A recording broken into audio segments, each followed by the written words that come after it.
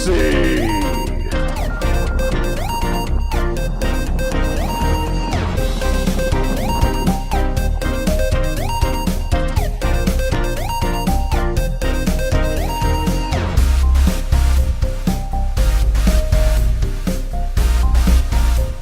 Hey there guys, welcome to the T.I.M.E Odyssey. I'm Kasman, and today we're going to be talking about a game that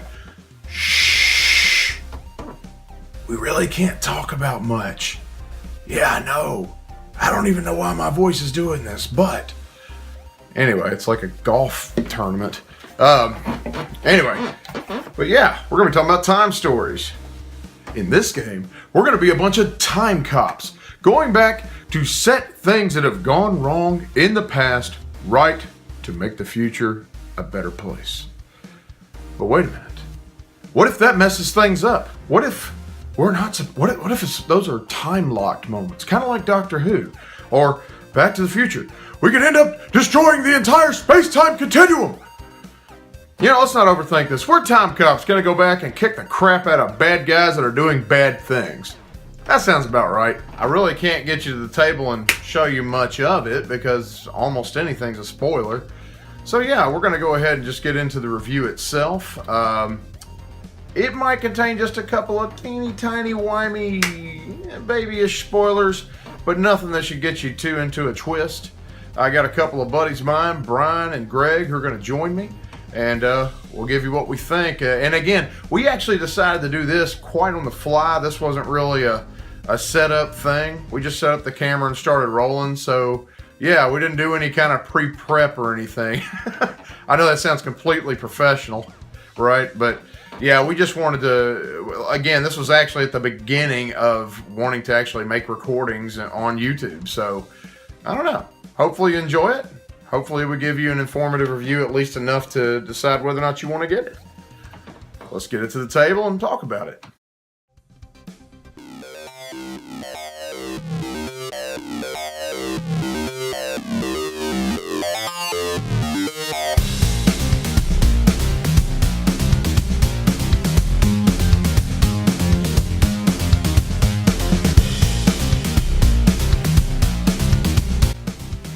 Okay, you called me on it. I changed my mind. I wanted to give you guys at least a quick look at generally how the game looks. I won't be able to give you much of a playthrough or anything, but I'll give you some ideas here. First off, if you notice, you're going to have a card deck that lays out in a beautiful panorama of each room. You'll have location markers and things like that that tell you exactly where you can go and whether or not those places are locked or not, so on and so forth.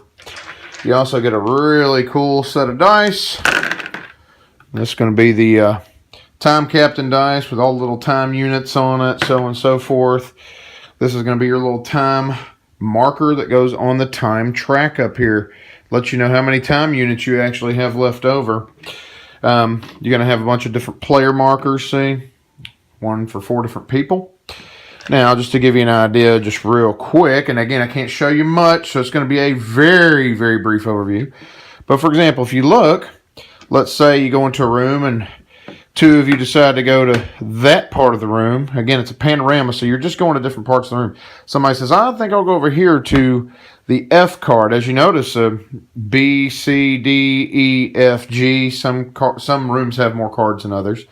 For example, I might come over here to B, and then that person, whoever, or whichever, place each person goes to, begins to read the cards off, right? I'm not going to show you the back end of this card because, not a huge amount of spoilers, but still, you want to enjoy the game, so I'm not going to show you much. And then if you look over here, again, you see the board's minimalist, so you can kind of plug in whatever deck of cards you want to into it. You look over here, you see all the little tokens that you use in the game. These can be used based on whatever the scenario calls for. It could be bullets, could be, health. It could be a number of things. These right here are, in a sense, like event tokens. They let you know if something has happened, or if like, for example, if you have one of these, it shows you that you might be able to go back to a certain area, or a door is unlocked, and so on and so forth.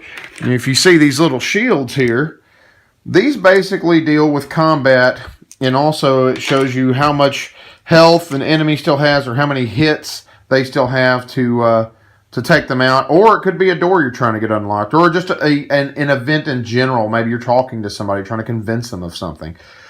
These are your little health tokens right here. So yeah, in general, that's Time Stories in a nutshell. Without telling you much more about it, or really too much about how the game's played, that's pretty much all I can or really want to show you, because I really want you to enjoy the game on your own, and it'll explain itself as it goes.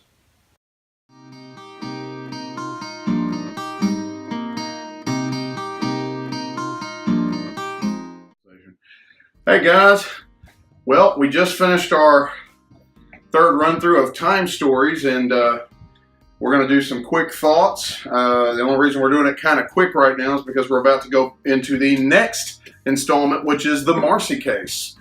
And wanted to give some quick thoughts on what we thought of it, some pros and cons, so to speak. And I don't know, Greg, you want to start us off with that, or put you on the spot? I'm still kind of out Drew-wise. I mean, there's things I really like about it, but I'm kind of, at the same time, I guess, reserved in my opinion. I want to see how the next one plays out. Mm-hmm. As it stands, I like it. I'm not going to say it's a perfect or my favorite game yet. It's good, but I can't go there yet. I want to see how the next one plays out. Okay. Say what you, Bryan. I liked it. I was kind of hesitant to like it to start with, just because it's one story. You know, it doesn't have a lot of playback, but although we did play it 3 times, you know, before we finally got through the whole thing. Mm-hmm. I like the artwork in it. You know, very Batman-ish. That is not the vibe I was getting, man. As far as the characters go, I mean, you got Dark Knight, really Dark Knight. You got a guy that kind of looks like the Joker. You got a girl that kind of looks like Poison Ivy, cocaine addict. Yeah. But overall, I mean, it plays a lot like Myst or any kind of puzzle game like that. Kind of like, you know, those escape the room type things where you got to search the rooms. I really enjoyed that part of it. Puzzles are great. Sometimes they kind of remind me of Resident Evil, as far as you have to go get this, you know, gem to do this particular job. Oh man, I felt that so strongly. To do that, I agree with that. Big time. I really enjoyed it. It exceeded my expectations, probably because I came into it with really low expectations. Just because, hey, how much was like $40 for one game and something like that? Yeah, one playthrough. Well, and then we're done, basically. Three. Well, 3, yeah. we play through it. Third. You know the entire story. You just keep coming back to it. You know, kind of wanted to get through this one to get on to the next 2. So that's my. Well, I was gonna say there are some things I know that we never saw. Yeah. Now, is it worth another playthrough to see those? Probably not. I would say no. I mean, this was made to be, in a sense, a disposable game. I mean, it's just bottom line. Now, the fun factor, however, was not disposable. There are moments in that game I'm always going to remember, and I wish I could share them with you right now.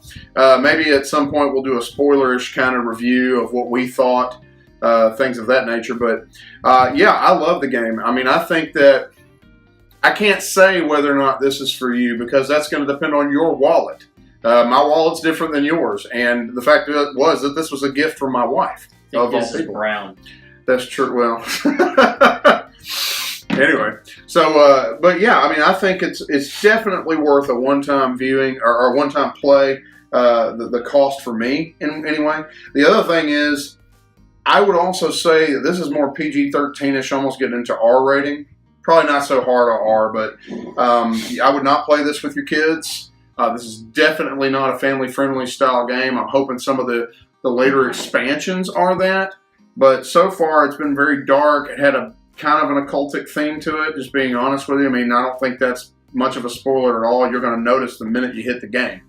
And so anyway, I love this game. And the only thing I can say is that could have been a drawback, so to speak, is that one of the puzzles in particular, 2 of them, stumped us for a little while. One of them didn't take as long as another, and we didn't get back to this game till several weeks later, and even still, it was a tough one to get through. I think we sat on it for, an hour, 45 minutes to an hour one night, trying to figure it out. Mm-hmm. I don't know that that's, I mean, I'm different, but I don't know that that's a negative for me, because I don't like being spoon-fed things. I like to figure them out. So to me, that was actually a plus. Well, I'm not saying that I don't like like puzzles, so to speak.